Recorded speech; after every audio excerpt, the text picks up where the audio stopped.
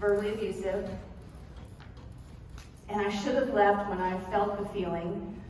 But we had our first son, Noble Justice Wyatt, and he was born with Down syndrome. And it was hard. I was not expecting it. I was 26 years old. I had no clue how I was going to raise a special needs child.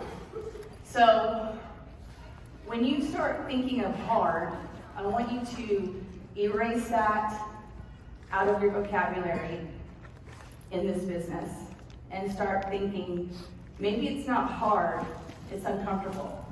Because some of you in this room have been through major trauma, hurt, major disappointment, childhood trauma, rape, molestation, divorce, abuse.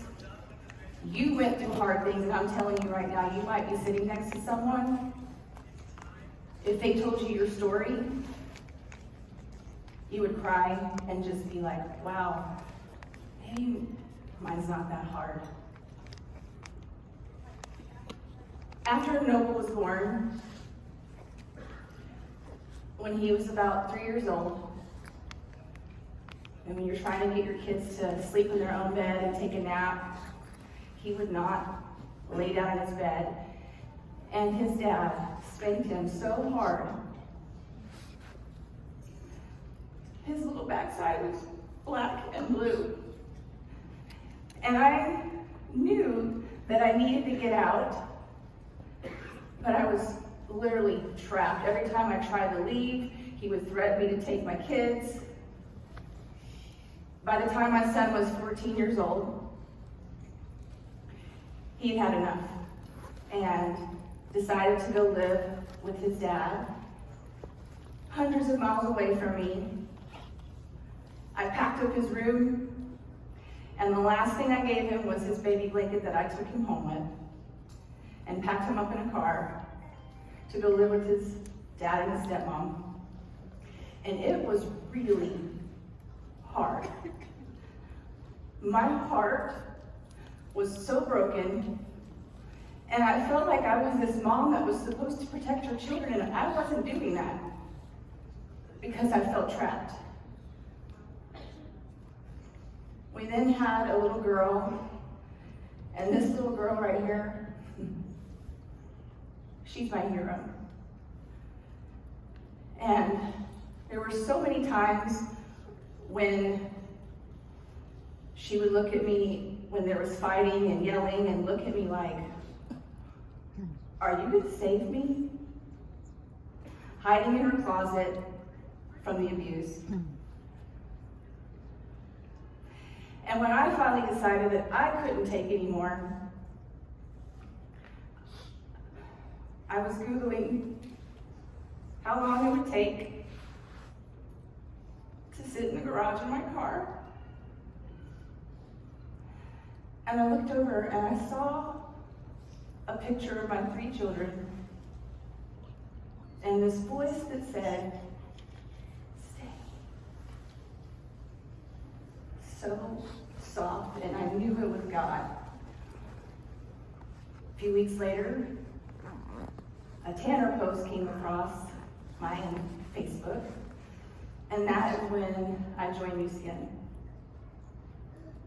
and made it to Emerald, found myself, became fulfilled and happy, and a mom that could look at herself in the mirror and love herself again after 20 years of abuse. 8 months later, my soon-to-be ex-husband, because I finally said I wanted a divorce, committed suicide. And when I tell you that I could not breathe, I was glued to the floor, like I could not get up. And I said, Lord, if you just tell me what to do, I will do it. I will do what you say. And this is my little girl.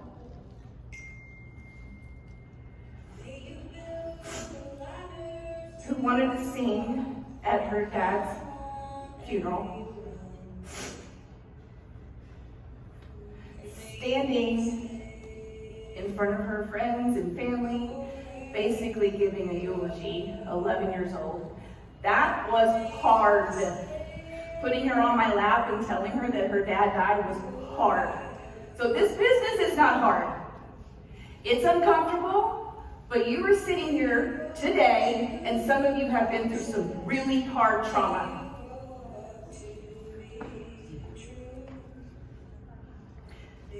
The hardest part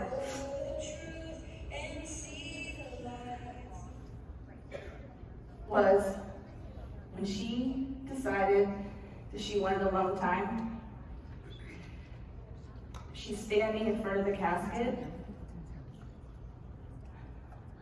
so still,